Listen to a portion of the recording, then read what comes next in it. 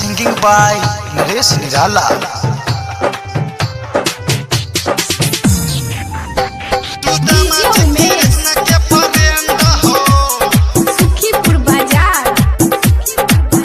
Photo खींचे खातिर लौला ये सटियन हो, फोटो खींचे खातिर लौला ये सटियन हो। सुदामा से कृष्ण के फ्रेंड हो, सुदामा से कृष्ण के फ्रेंड हो, सुदामा से कृष्ण के फ्रेंड हो।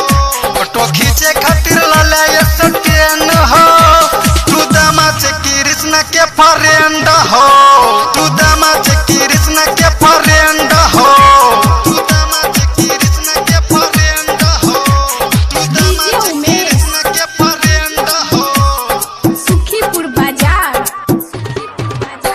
सुदामा से कृष्ण के फ्रेंड हो। कोचिंग में संगे करे छे हो पढ़ाई, लागे कृष्णा सुदामा जेना भाई, लागे कृष्णा सुदामा जेना भाई।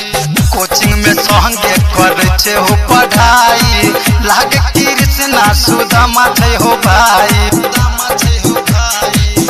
बचपन में करे दुनु खेल हो, खेल हो, खेल हो। बचपन में करे दुनु खेल हो। कृष्णा से सुदामा के फ्रेंड हो, सुदामा से कृष्ण के फ्रेंड हो, सुदामा से कृष्ण के फ्रेंड हो, सुखीपुर बाजार। सुदामा से कृष्ण के फ्रेंड हो, सुदामा से कृष्ण के फ्रेंड हो। गोकुल में हो चल सगरो तो स्वर हो, कह चले माखन ये लोही चोर हो,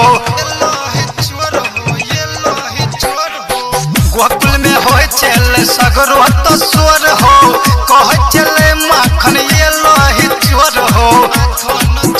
सब चोर में कृष्ण चल मीन हो, मीन हो, मीन हो।